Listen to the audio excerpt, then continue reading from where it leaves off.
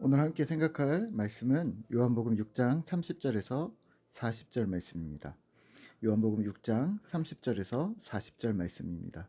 오늘은 35절 말씀을 읽어드리겠습니다. 35절입니다. 예수께서 이르시되 나는 생명의 떡이니 내게 오는 자는 결코 줄이지 아니할 터이요 나를 믿는 자는 영원히 목마르지 아니하리라. 아멘. 오늘 함께 생각할 주제는 내게 주신 자입니다. 요한복음 6장은 매우 그 분량이 긴데요. 지난 22절에 이어 예수님을 찾아 따라온 무리들과 예수님과의 대화 장면입니다. 예수님은 그들에게 눈에 보이는 것, 떡, 또 썩어질 것, 자신의 필요를 채우기 위해서 나에게 나와왔다고 말씀하시면서 영생하도록 만드는 양식을 위하여 일하라고 말씀하셨습니다. 또 그에 대해 무리들은 예수님께 표적을 보여달라, 우리를 믿게 해달라, 하나님의 일을 보여달라고 요청합니다. 30절입니다. 그들이 묻되 그러면 우리가 보고 당신을 믿도록 행하시는 표적이 무엇이니까? 하시는 일이 무엇이니까? 출애굽 당시 조상들은 하늘의 떡 만나를 먹고 하나님을 믿었다고 합니다. 그리고 예수님은 충격적인 발언을 합니다. 32절입니다. 떡을 주시는 분은 하나님이시다. 하나님의 주권에 달려있다. 나에게 달라고 하지 말라. 나에게 무슨 권한 있는 것처럼 닥달하지 말아라. 나는 하나님의 뜻대로 움직인다 라고 말씀하십니다. 그리고 35절에 이미 떡이 왔다. 바로 나다. 이에 대한 무리의 반응은 내일 등장을 하는데요. 41절과 42절에 등장을 하는데 우선은 오늘 예수님의 주장만 엿보면 될 듯합니다. 예수님은 35절에 이어서 단정적으로 말씀하십니다. 36절입니다. 그러나 내가 너희에게 이르기를 너희는 나를 보고도 믿지 아니하는도다 하였느니라. 직설적으로 바꾸면 이렇습니다. 너희는 표적을 구했다. 하지만 하나님이 표적을 주셨는데 그게 바로 나다. 생명의 떡이 바로 나인데 너희는 나를 믿지 않기로 이미 마음에 정하지 않았느냐라고 단정적으로 말씀하십니다. 37절에서는 예수님이 어떤 일을 하실 것인지, 어떤 일을 하고 계신지 본인의 사역을 구체적으로 언급하십니다. 37절입니다. 아버지께서 내게 주시는 자는 다 내게로 올 것이요 내게 오는 자는 내가 결코 내쫓지 아니하리라. 39절입니다. 나를 보내신 이의 뜻은 내게 주신 자 중에 내가 하나도 잃어버리지 아니하고 마지막 날에 다시 살리는 이것이니라. 아멘. 오늘 주목할 단어는 내게 주신 자입니다. 본문 요한복음 6장을 자세히 보면 예수님이 명확하게 선을 긋는 모습이 보입니다. 무리와 내게 주신 자. 한 영혼 한 영혼이 중요한 것은 맞는데요. 분명한 건 예수님께서 무리 군중과 양떼를 구분하셨던 듯 합니다. 먼저는 내게 주신 자들에 대한 예수님의 설명인데요. 내게 주신 자의 특징은 이러합니다. 아버지께서 내게 주신 자는 다 주께로 옵니다. 그리고 예수님의 사역은, 그러니까 하나님의 일은 그들을 지켜내는 것, 쫓아내지 않는다라는 문구고요. 39절에 하나도 잃어버리지 않기, 또 39절에 마지막 날에 다시 살리는 것이 예수님의 사역이라고 말합니다. 우리가 잘 알고 있는 사실이지만 한 번 더 짚었습니다. 그리고 오늘 우리가 묵상해서 주목할 점은 모든 사람이 아니라 내게 주신 자, 자신의 양떼에 더욱 관심이 많으셨다는 측면입니다. 37절에 쫓아내지 않는다는 단어는 사실 예수님께 나오는 사람들을, 모든 사람들을 영접하시겠다는 뜻이 아니라 이미 그의 안에 거하는 자들에 대해 보존하고 지킬 것이라는 의미로 이해해야 하기 때문입니다. 고로 주님은 우리를 향해 특별 대우하셨고 자신의 제자들을 참 제자가 되는 것, 그들의 인생을 책임지려 하셨다는 사실을 기억하시면 좋을 듯합니다.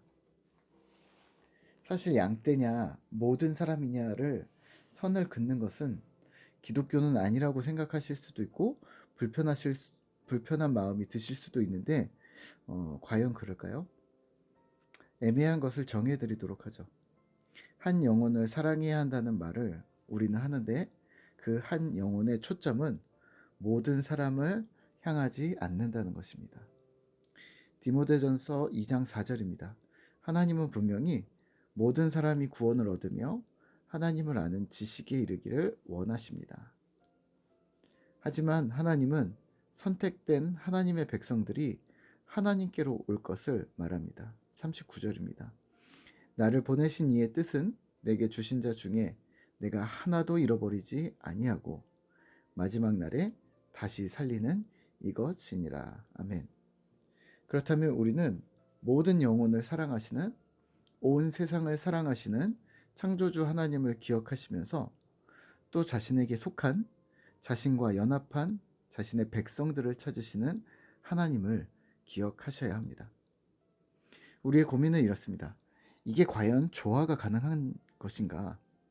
모든 사람을 사랑하신다는 하나님과 자기 백성들을 챙기겠다는 하나님, 이렇게 이해하시면 어떨까요?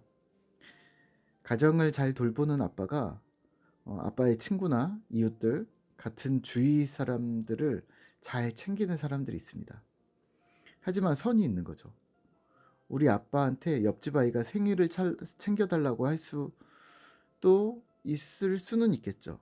간혹. 예. 하지만 생일상을 차려달라고 한다거나 빨래를 해달라고 한다거나 학부모 상담까지 옆집 아저씨한테, 우리 아빠한테 와달라고 할 수는 없습니다. 선이 있는 거죠.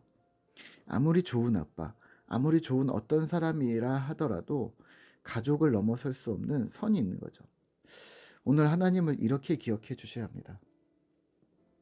온 세상에 대한 창조주가 직업이신 우리 하나님, 우리 아빠 하나님, 그 아빠 하나님이 자신의 잃어버린 자녀들, 백성들을 찾아다니신다. 그리고 그 작업에 하나님이신 예수님이 함께하고 계신 것이죠. 거기서 찾아지는 오늘 본문에서 말하는 내게 주신 자, 다시 말해 하나님의 자녀들, 하나님의 가족들에게는 잃어버리지 않고 잘 지켜내셔서 마지막 날에 다시 하나님과 조우하도록 만드는 것이 예수님의 사명이라고 이해해 주시면 될 듯합니다. 그러면 오늘 우리는 무엇을 해야 할까요? 하나님께 선이 있다고 해서 오늘 우리도 선을 그으실 필요는 없습니다. 하지만 모든 이에게 모든 일들을 대신 도맡아서 해줄 수는 없습니다. 착한 아이 컴플렉스라고 할까요? 혹은 좋은 사람 컴플렉스라고 할까요? 모두에게 좋은 사람이 되려고 하는 것은 어쩌면 우리의 소망일 수도 있는데요. 그렇다고 가족을 버리거나 신념을 버리거나 자신의 성향까지 모두 포기해야 한다면 저는 추천하지 않습니다. 잘 이해하셔야 합니다. 나쁜 사람이 되라는 것이 아니라 모든 사람을 100% 만족시킬 수 없다는 말입니다. 우리가 할 일은 우리를 스쳐 지나가는 사람들이 하나님의 자녀가 되기를 기다리는 일입니다.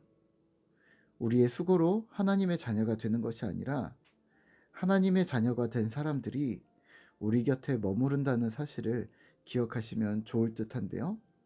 초청과 환대를 부탁드린다고 말씀드렸습니다. 초청과 환대에 능숙한 자가 되어야지 누군가에게 끌려다니거나 내가 하나님보다 한 발 더 앞서려고 하신다면, 또 가끔 과하게 하나님보다 앞서 행하신다면 부탁드리기는 조금 천천히 가셔도 됩니다.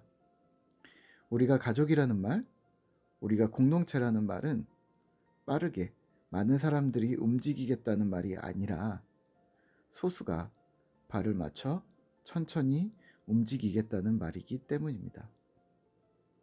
오늘 우리가 할 일은 조금 천천히 움직이시기, 주변 믿음의 가족들을 챙기기, 그 이면에 우리가 깊이 하나님 만나기를 멈추지 않기, 그렇게 믿음으로 오늘 하루도 지혜롭게 주어진 시간을 사용하는 신실한 꿈터 공동체 성도 되시기를 기도합니다. 함께 기도하겠습니다. 하나님 감사합니다. 하나님, 주님께서 내게 오는 자, 내게 주신 자를 지키시겠다고 말씀하셨습니다. 하나님, 우리가 주님의 보내신 자로서, 주께 보내어진 자로서 주를 따르며 기쁨으로 주를 사랑하는데 헌신하는 주의 백성들이 되어지도록 주님 도와주시옵소서. 우리가 할 일은 우리가 하나님의 자녀로서, 또 먼저 초청을 받은 자로서 초청과 환대를 계속해서 유지해 나가는 일입니다.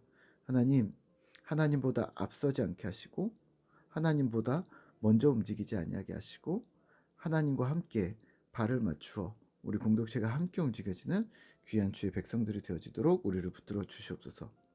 오늘도 우리가 주변의 믿음의 가족들을 챙기고, 또 우리가 깊이 하나님 만나는 일들을 게을리하지 않은 신실한